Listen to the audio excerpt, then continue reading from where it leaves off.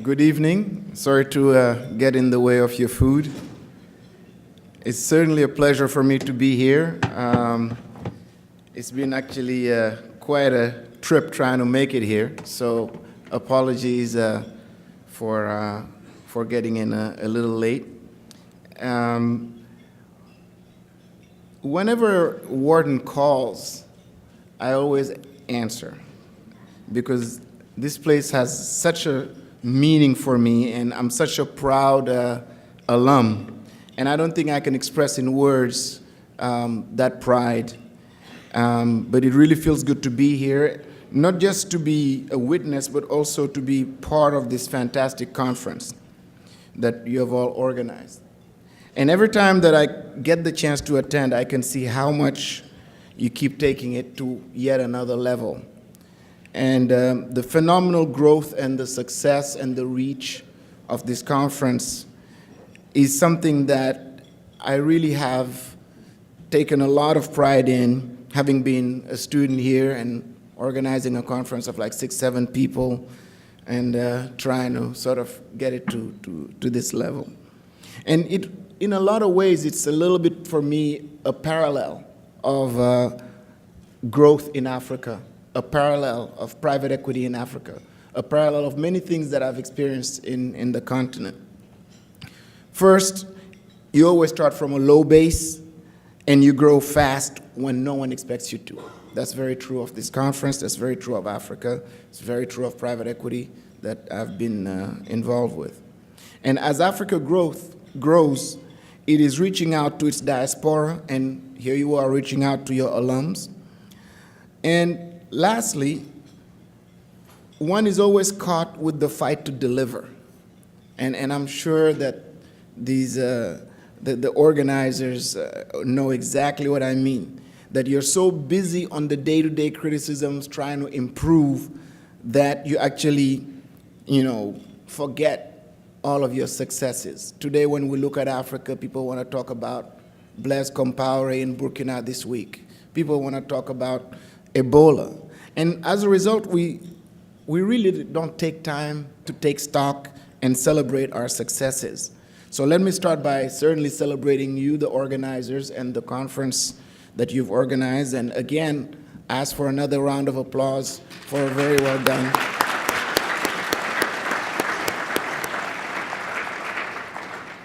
But before I go any further, there are 2 things I must do.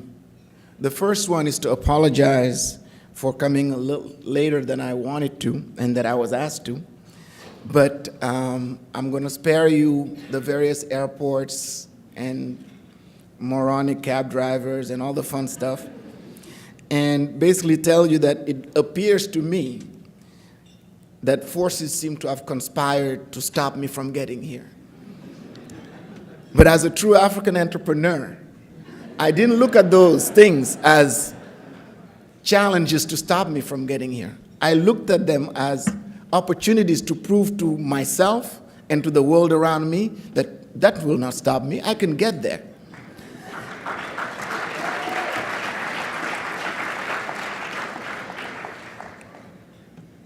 That was an image to really tell you something that makes me smile every day. How many enemies or imaginary enemies we have in Africa that no one knows who they are, but they're the ones conspiring to juju so that I don't make it. But you got to focus. And when you focus, all of those things pass by and you don't see them. And that's very, very important. So when I look at the topic of the conference, the various speakers, I look at everything that you try to put together to sort of really talk about this whole topic of Africa's growth model and raising global champions locally.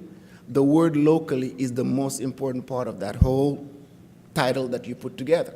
Because for most of the conferences that I've been going to that are talking about Africa, they're always talking about how Africa needs to reach out, not reach within. And I think that the reach within is exactly what is needed for African entrepreneurs to get to the next level right now. So the second thing that I must do is tell you a little bit about AFRIC funds beyond the brochure and the propaganda. It'll be very brief, but I think it's important. Not so much because we're this phenomenal company or we're a great company, not that anybody said it, I'm just talking like that. But really, because for me, it's a dream come true, and I think it will help you better understand some of the things that I will be sharing with you tonight and contextualize them. When I called Patrice, who was at Wharton with me, went to Harvard with me, was at JP Morgan with me, we've been together for a while. We're both happily married, so there's no special thing. I just want to clarify that, but it's okay, to each his own. I said to him, look, Patrice, we've been, buying newspapers, reading up on Africa. It's time for us to now go and do our own thing, but we should not go to create a private equity fund. He goes, so I thought that's what you were talking about. I said, no, we should create a platform for Africans to come back home, people like us, because not everybody wants to sort of starve and mortgage their house, but most people actually want the rewards of that. Number one. Number two, a platform to support African entrepreneurs. So today, we don't invest in multinationals, we only invest in local entrepreneurs. Sounds good in principle. We'll talk a little later about the reality. But it's all fascinating, it's all a blessing. Every day that I wake up, I say to myself, is this really happening? And it's been going on for a little while, so maybe I should really get the point at some point.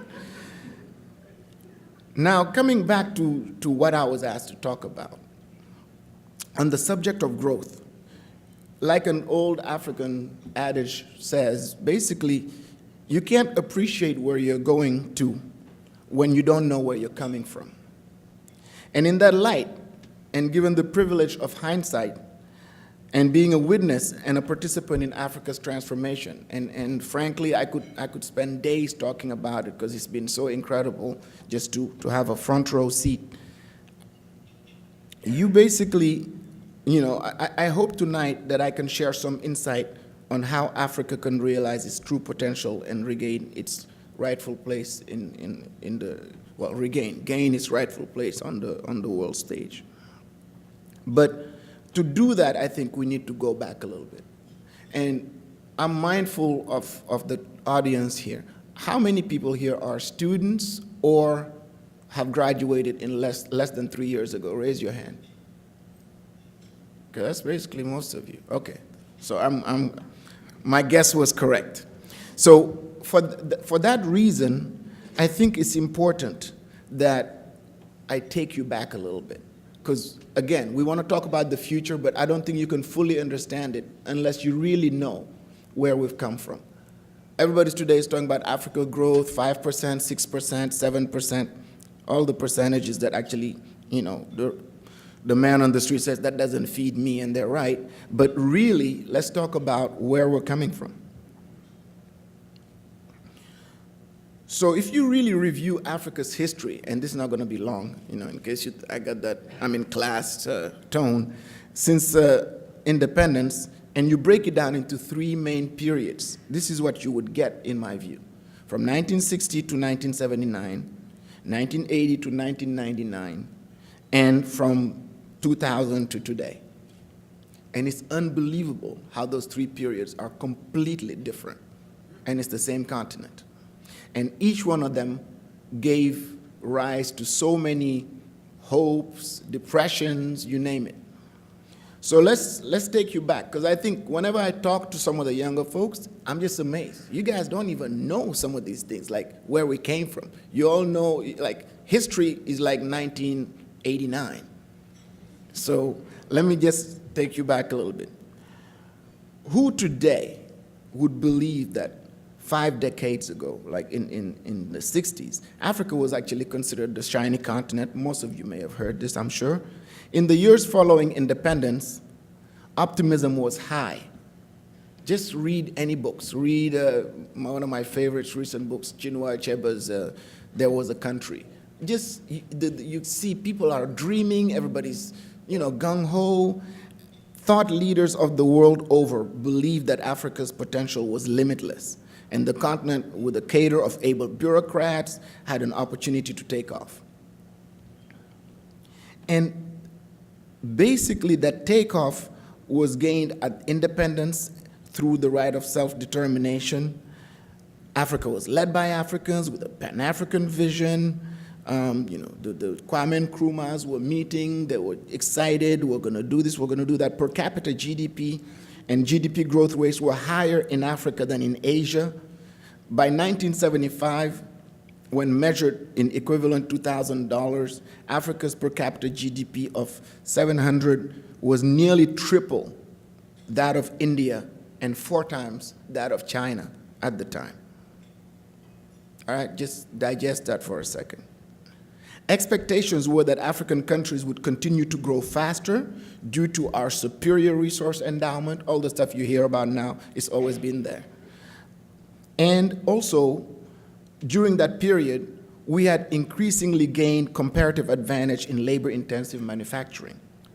But in this period, we also found ourselves caught squarely in the Cold War, with much of the continent basically siding with the Soviet bloc or the Western bloc, opting to side with one or the other, and a rejection of the US in some cases was often violent, with a lot of civil rights movements and different problems. So I really summarized something that I think really deserves a lot of studying in order to understand where we should be going from now. Then we move into, I guess, the really sad, dark days. And that's when I was just, as a kid, starting to be aware of what's around me, beyond, the soccer pitch and all that other stuff. And it was confusing, because my dad and them, they still had that whole optimism, all of that. Everybody's dad was a boss at the time. It's unbelievable. There were no loser dads like now, where some people have made it, some people haven't made it. I mean, it was all on the up and up. When am I getting the new car? When am I getting this? And all of a sudden, boom, this stuff came in. And, the optimism seemed to, now I understand it much better. At the time, it was a little confusing. It was dampened by economic mismanagement and the oil price hikes of 1973 and 79, Africa's need to import food, when at independence, many African countries weren't importing food. And all of this led many African economies with increasing debt burdens and decreasing means to repay them. By 1980, Africa's long-term external public and private debt represented about 40% of GDP, up from 17% just in 1970 at the beginning of the problems. With limited opportunities from private financing and bilateral loans, blah, blah, blah, Africa's main ally, the USSR at the time, that was Africa's main ally, in no position to help provide financial assistance sought by African leaders who went to the USSR because the West were the colonialists by and large and really were not keen for the independence movement. So, like de Gaulle did with the Guinea and Sékou Touré, they said, look, wait another couple of years. The guy said, I want independence right now. He said, well, I'll make it my life mission to make you suffer. And he actually succeeded. De Gaulle, that is. And Guinea hasn't recovered till today, as we can see. So when you put all of that together, the multilateral institutions, particularly the IMF and the World Bank, were the places that the Africans started turning to for help. And, help they did come to give, but the results were just the opposite. At the time, assistance from these multilateral institutions were largely in the form of loans anchored in stabilization and structural adjustment programs. And between 80 and 91, 41 countries in sub-Saharan Africa received structural adjustment loans. Now, how many people here have heard the word structural adjustment programs? Yeah, okay. Many more of you should know about this, because that's one of the reasons for Africa's instability politically and otherwise during that time, because people got hungry and they rioted, dictators broke their backs, and military took over, and blah, blah, blah. The whole thing got messed up. But at the same time, today, this growth that we're experiencing is partly because we actually got our house in order. It was a little more drastic than it should have been taken care of.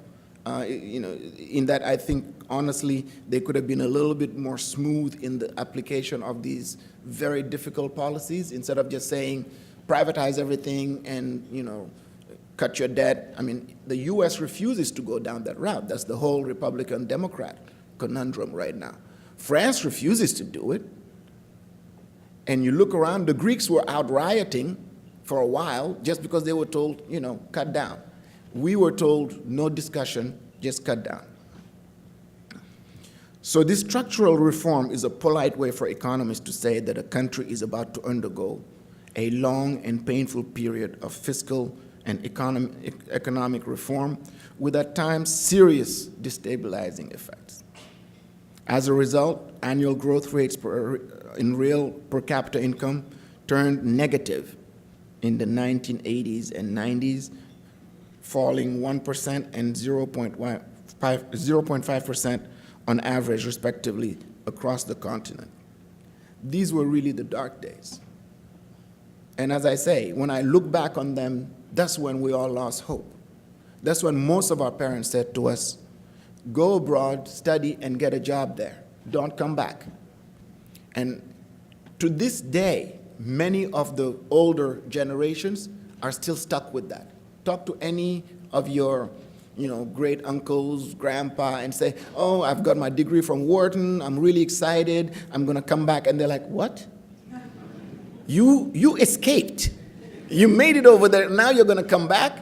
Don't listen to all of these guys on TV telling you all this exciting stuff. This place, if you have a job in New York, you're on Wall Street, you're living the dream, stay there.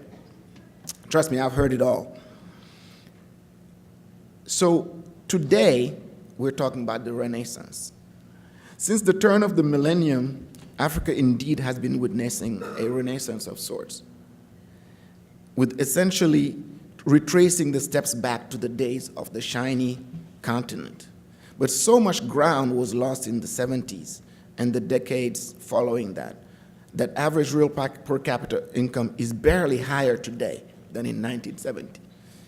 Population growth has obviously, been part of that. And sub-Saharan Africa remains far behind other regions on most development indicators. And the economic engine is roaring, the momentum is real, and some of the highlights, all the stuff that you know better than I do, because I know you follow this stuff. Africa has been growing 2 to 3 percentage points faster than global GDP, which has helped regain some ground. There has been significant reversal in with respect to capital flows, as capital inflows corresponding to about 11% of GDP are registered annually. For the first time in 2011, FDI inflows into Africa exceeded international development assistance, signaling what I believe is probably the most important transition. That where we're no longer dependent on World Bank, IMF, but we're dependent on each other and on what is generated internally. Many people don't know that in most of West Africa today, remittances coming back to the countries of places like Senegal, Ghana, and so on, are greater than any help we're getting from the development finance institutions. Yet, if you see the amount of effort that our governments put into actually sucking up, is actually the technical word, I think, for that, to these organizations, you'd be amazed. We had, for Senegal, about 6 months ago, what they call a donor conference or something. 300 people flew business class to go to Paris and hang around and spend money in Paris and do this in order to get, I think they came back with about 1.9 billion over the next 5-6 years or more, which are going to be full of conditionalities. So our governments don't quite get it. I think you guys do, And that's where the solution starts to take place. One could ask why this tipping point has happened around the year 2000. Many will debate, and the answer, I'm sure, is a combination of a conversion of events, both planned and unplanned. So I'll just touch a couple of those quickly. I'll pick four. One is this highly indebted poor countries debt forgiveness program, the HIPIC that some of you may have, which was adopted around the year 2000 under the leadership of the US government. And it offered to nearly eliminate bilateral and multilateral debt stocks many African countries in return for reallocation of debt servicing and such to social programs and inward investment. This freed the countries to invest in themselves and their futures and has promoted social stability. Second is that structural reforms at the end of the Cold War, as I was saying earlier, started to bear fruit. There was balance of payments that were more balanced, and so on and so forth. Three, sustained global economic growth in the 90s and the 2000s actually helped, drag Africa along with it. And four is information technology. We often forget that today's ease of access to information is a very recent occurrence. Innovations in information technology broke governments' monopoly on information, and informed population started to expect more and push for change. When you really look at the Arab Spring and you look at what just happened in Burkina, you start to realize the importance of this whole information revolution. But let me also put this in context. Today, you have three, I would say, big sections in Africa. You got the population, you got the private sector, and you got governments. You could split it in a number of different ways, but I'll simplify that in my head. The population woke up first and started saying, we demand services, we demand better roads, we demand better yogurt, we demand phones. And then, next thing you know, private sector started kind of getting it. And if you've looked, really, most of the real successful African private sector operators are less than 15, 20, 25 years old. I mean, there's exceptions, but in general, that's what we're talking about. Because those are and then only in the last 4 or 5 years did you start seeing really big efforts on brand, except for the inherited multinational brands. So the private sector is trying to get it, and they're trying to actually innovate. Now, the problem we have is that while these two sections are playing catch up with each other and are like really in touch with globalization, we have the third section, government. They don't get it, and they are way behind. In fact, they're so behind that they don't know what they don't know. And that is our biggest challenge right now. As much as we can go into all of the economic stuff, and I will give you a couple more of these, the most important thing that can change in Africa today to stop us from having one foot on the accelerator and one foot on the brake and saying, there's a smell. Yes, because the engine's trying to go and you're trying to put the brake on it. That's why, and this car is about to explode. That's the problem. That's what just happened in Burkina Faso, and you can copy and paste throughout all of the Arab Spring, everything that's happened like that in Africa. So let me take Burkina Faso just for literally 2 minutes so you understand what that means. All right, the guy has been in power for 27 years. So even by African cultural standards, he's wrong. So he's wrong for 27 years. He's wrong for killing his own boy that was his big brother that brought him in to take over the country and set it on the right path that everybody loved. He shot the guy or whoever he sent to shoot him and took over. So he should just get that part. Third, for the last, the international press only talks about the last 10 days, but for the last year and a half, we're investors in that region. We look at that carefully. Burkina Faso has been going through hell. People are rioting in the major cities, whatever. No one really talks about it. He shuts them down. He didn't get the hint. Then his brother is involved in stuff. You know how it is. Like, there's always the brother and the uncle or the wife, and they're the ones really enjoying. So last, he says, I want to change the Constitution that I wrote a few years ago when I wasn't really planning well, saying that I will leave after such a time. But now, you know what? I'm not sure I'm really ready. So let me just change that. And guys went crazy. And he's like, are they really rioting? Okay, let me sort this out. But he never got the hint that this is really serious. Things have changed. Guys are tweeting, sending Facebook posts. So to wrap this illustration up, he decides that he's going to actually take this to Parliament because he's a Democrat. Everybody knows that he owns the Parliament, all right? He's got 127 people voting there. 3/4 are going to vote for him. So the population went out, and everybody knows what happened. The emperor has no clothes. Most of our presidents fail to understand that they cannot withstand a siege that goes past 3-4 days. Police gets exhausted. It's a limited force. Overtime gets too expensive for police. And when police leaves home after 3, 4, 5 days, their family tells them, hey, look, don't shoot anybody and come back. That's what's happening. And then they don't get that because there was a time when there were not young people like you guys that are crazy enough to be actually out there for more than 2 days. After 2 days, everybody just go back home.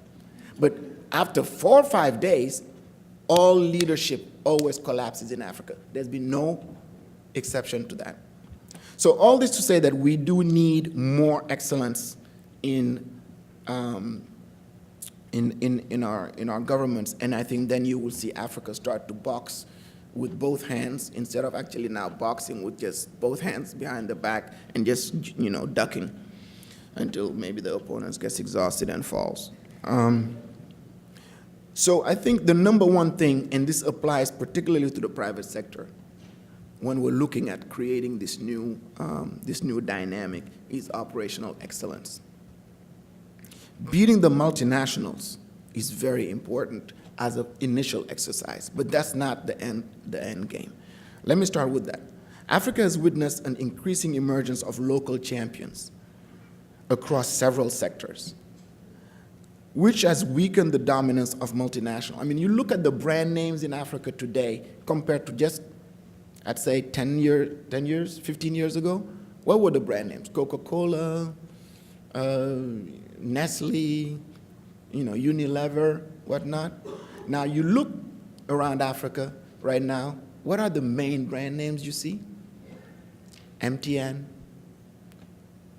Vodacom, increasingly Dangote, who's about to take over the world, but I know you laugh, but Nigerians know.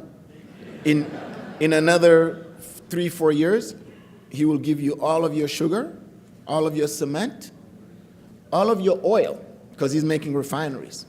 And he just did with Blackstone a $5 billion deal to give you electricity too. So let's show some respect. These are all new brand names.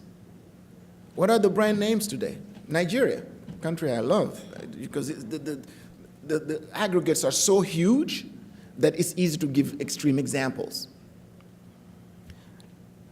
You look today at Nigeria, what are the brand names? I mean, you're really looking at brand names like Econet, Glow. I mean, where were these guys like 15 years ago? We're talking about Econet, MTN. They were born on August 8th and 9th, 2000, anybody remember? 1, almost. Now, at that time, do you remember what was going on? Nigeria had supposedly 400,000 lines. And I remember, since I'm very addicted to my phone, unfortunately, traveling to Nigeria in May of 2001, right before the whole thing. And needing to roam, I wasn't able to. So for 3 days, no one could reach me and I couldn't reach anyone. I thought I was going to be hospitalized.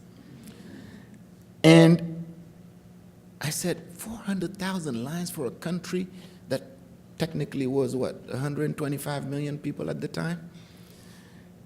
That's impossible. And then I started looking around at the people I was visiting with. When they give you their business card, you remember those? Everybody had like 20 numbers on it. So if you really do the math properly, there's like 10 guys who have all the 400,000 lines.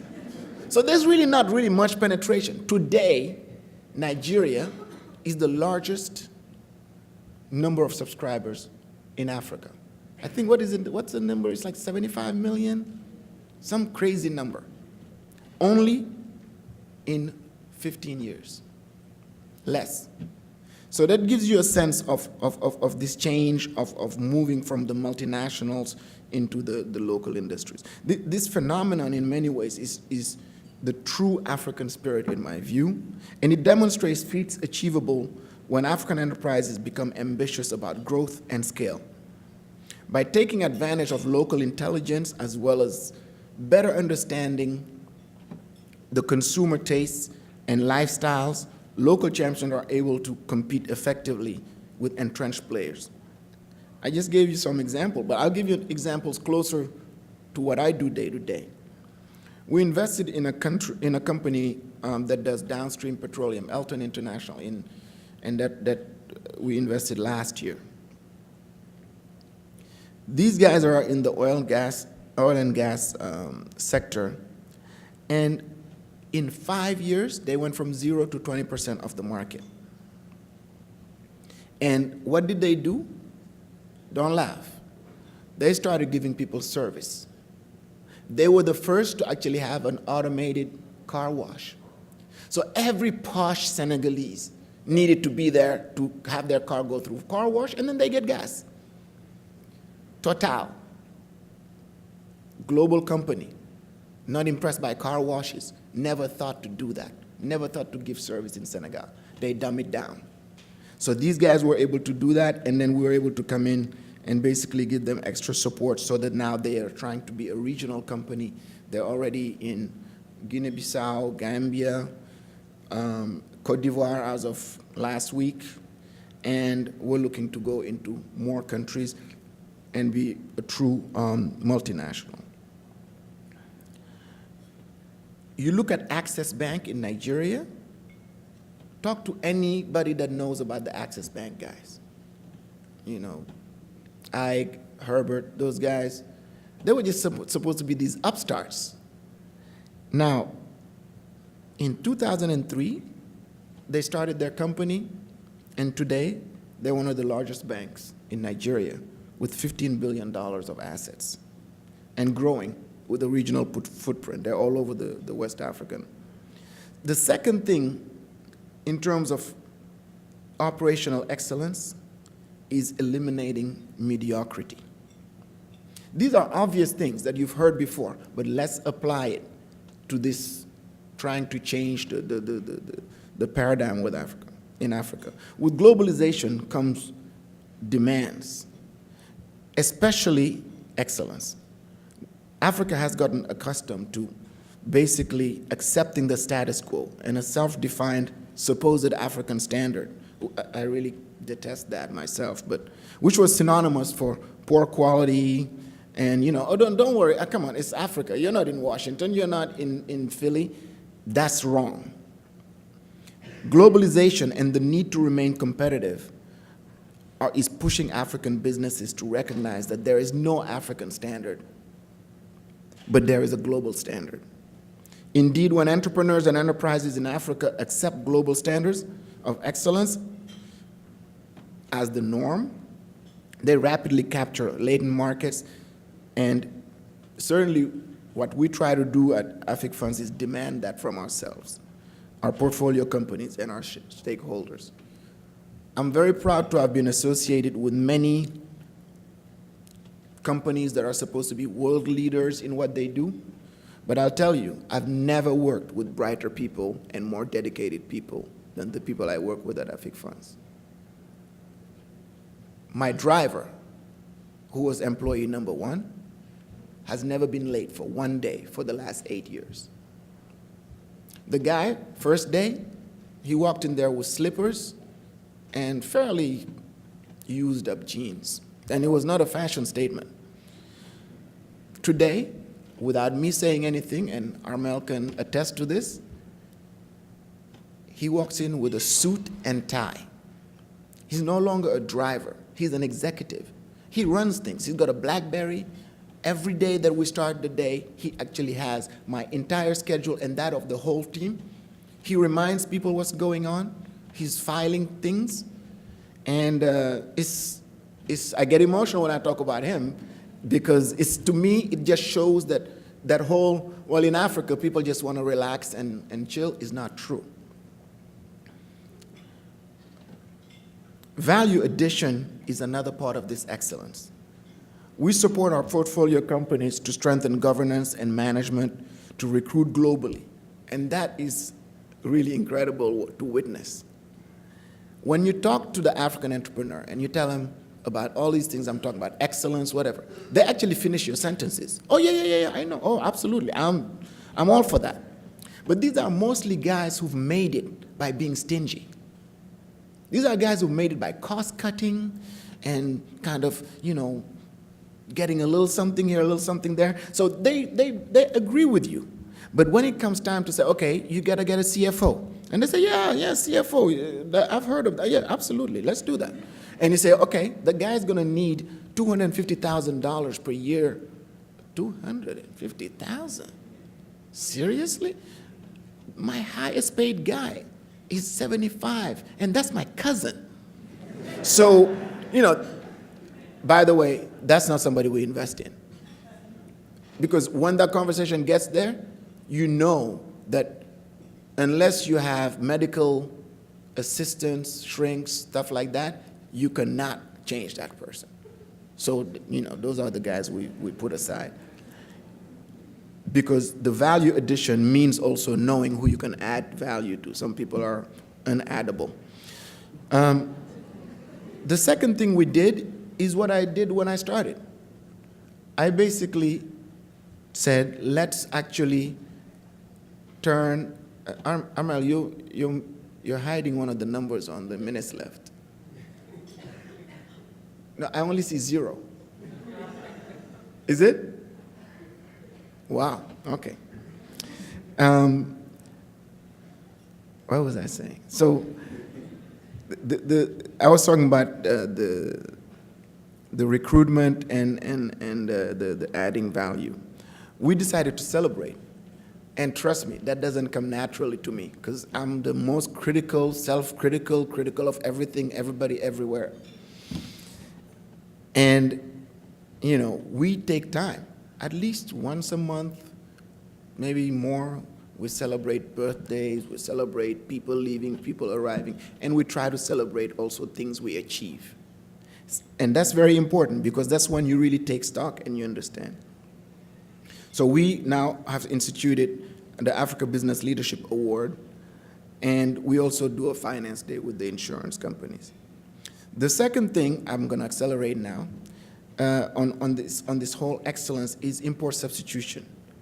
So that started being really the theme when you had basically, people like Dangote, importing sugar, but using the fact that, they weren't paying the taxes that the others were, the multinational were paying in order to actually start growing. But the change really occurred when he went from trader to actual industrialist. And right now, trader is the way import substitution has been taking place. And for the model to change, we have to build things locally. There are several opportunities for this across several value chains in Africa. And it's easy to understand. Africa today spends about $5 billion annually on food imports. It makes no sense. And this very eloquent friend of mine told me, we cannot do well by just producing desserts, selling fruit, cocoa, coffee. You gotta actually sell real high value added content, or like chocolate. To Today, Africa imports about $400 million of fruit juices. Everybody who's traveled around Africa sees on the side of the road all of those merchants. You always know what fruit is in season, right? Because most of it is actually going to be rotten and not used. And we're importing juice. Juice is the best way to take advantage of season and then make juices. So these are all of these different things. I have many more, but I'll skip through that. And this particular point that I'm about to make really is for you guys. Innovation. That's what's not been happening much in Africa. Innovation that I've seen over the last 10 years has been actually just being serious. Think about it. Look around at some of the people that people admire. I mean, I'm not talking about the guys who just became rich overnight. I'm talking about guys who did well over several years. Who are those guys? They're the guys who show up at work at 8 in the morning and stay there till like 7 p.m. All right? They're the guys who one day say, I will do this, they actually do it. That's not innovation. Innovation is what we're starting to see all across Africa. Innovation is M-Pesa. Innovation is basically taking the prepaid model that used to be such a small part. I mean, look at prepaid model in the US. It's only starting to grow over the last couple of years. And in fact, most Africans that land here, they're like, can I get a prepaid? I'm like, I don't know where you can get it. Until Cricket and those other guys came up 5 years ago, you really could not find a prepaid. So Africa is exporting innovation because now you go to Europe, you go everywhere, prepaid is everywhere. We can no longer continue to cut and paste. And this is particularly true in my business, where private equity means looking at what all of these guys are supposed to be doing here, and then you just come and take it. And I'll give you an example. One of our first deals was with an insurance company. Well, actually, it didn't happen because of what I'm about to tell you. We showed up, translated the term sheet into French, so we thought that was major innovation right there. Cut it down a little bit, but we put in the whole thing. And I don't know how familiar some of you are with private equity, but some of the terms are kind of crazy. I mean, it's like, if you die, this and this happens. If you stumble, this and this happens. If you fire this person, this is how we'll protect it. All the scenarios, we put it in front of these guys, they got depressed. They're like, why are you talking about my death? So they didn't tell us much, but then they wrote us. We gave them a 15-page term sheet. They took 2-3 weeks. They wrote us a 20-page letter. In the letter, we were treated names like neo-colonialist. I mean, everything. We were shocked. We just sat there, and we realized we weren't being innovative. We were doing cut and paste with what we thought was amelioration. So we put all of our term sheet, we tore it, put it aside, and we created a new template from scratch. And now we're navigating between the two, and we have fewer problems. I want to start wrapping up on a more personal note. Earlier, you told me how many of you guys are students and recent grads. So all of this stuff about the big topics, the conference is about the new African local business model, all of that.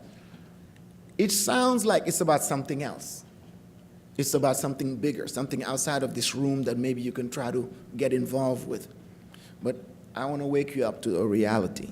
It's really about you. The reason it's about you is that you should not be fooled. These are not theoretical things anymore. You're not reading a newspaper. You're reading something that is telling you this is what's going on in your country, that in your continent, that you're a shareholder of by birth or by affiliation, and what are you going to do? Africa's outlook has never been brighter. I'm not going to give you the statistics, but one thing that always wakes me up in the morning is when I read that by 2050, Africa's GDP is supposed to be $30 trillion.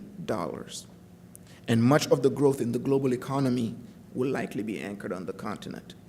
You don't believe me? Look at China and think about China in 1959. Think about China in 1970. I'm not going to get into it. I wanted to, but I don't have much time. So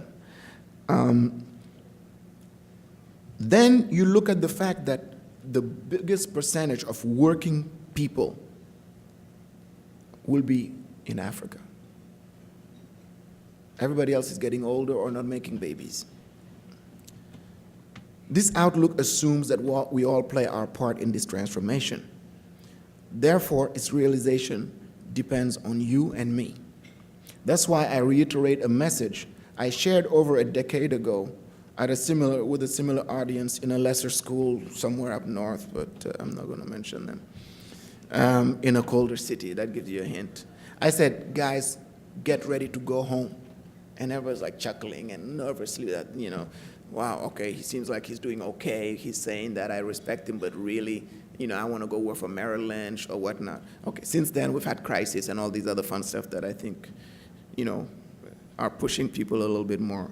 But I think for me, it's something that I'm obsessed with, trying to encourage people to actually go home. But going home should not be an emotional decision.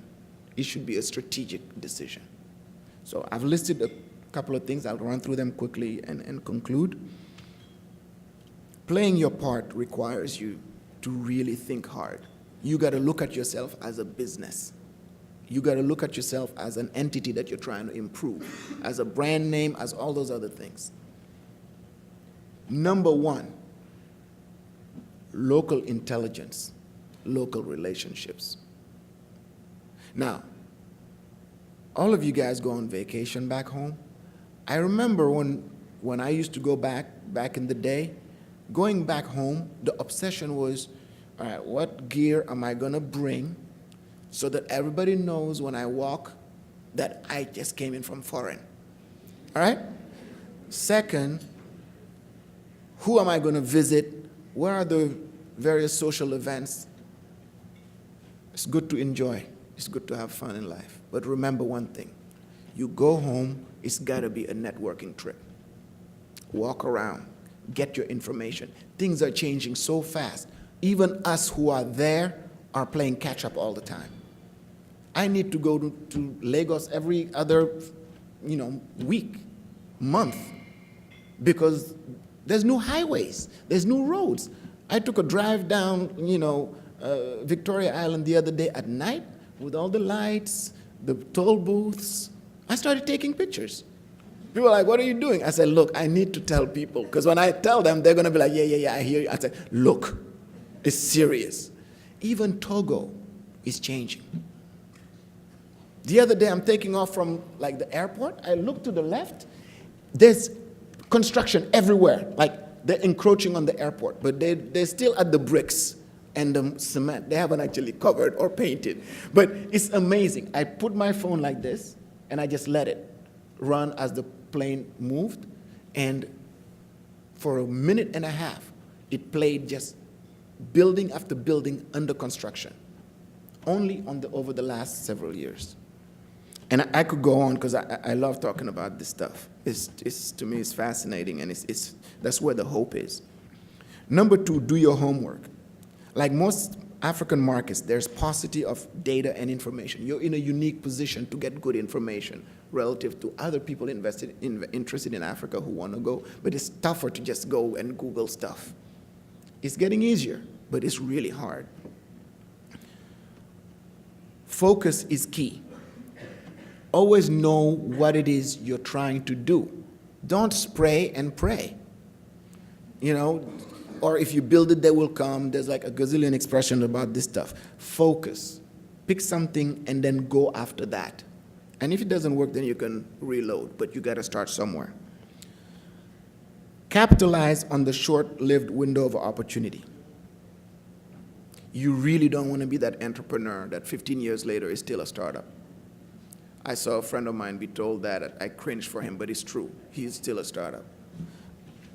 Because windows open and close so quick in Africa right now, I think most of us don't even know that the window was even open or closed. No, seriously, think about it.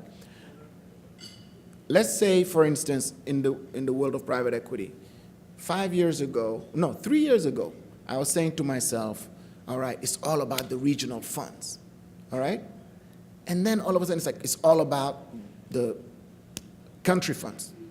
And now it's trying to be, it's all about maybe the next thing is going to be the sector funds. Because now you got real estate, you got all of those things, infrastructure, and it's moving so fast. Whereas for the first 10 years of PE in Africa, I could sit here and tell you all the 5 people that are involved. We all know each other. We talk, whatever.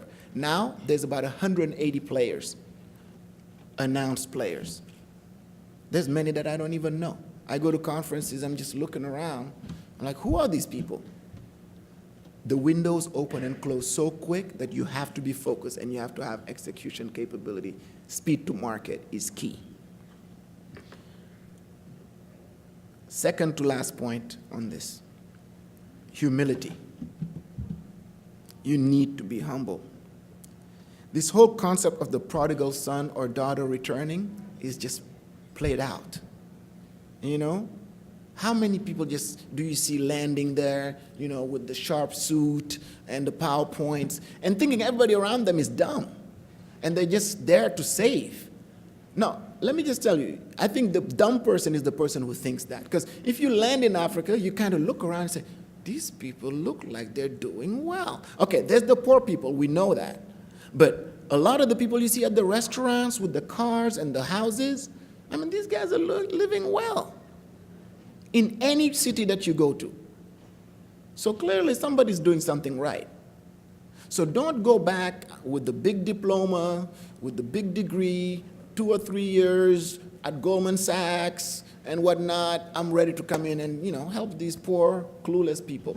That's the biggest mistake all of us make. You can't underestimate, you can't overestimate. You got to estimate right. And it is unforgiving. Accessing, capitalize on the, okay, I've already talked about that, but think outside the box. Business schools are the biggest herd mentality place I've ever seen. Oh, it's investment banking this year. Oh, no, it's consulting this year. Oh, no, it's PE now. Oh, no, it's entrepreneurship. It's never a diversity of things.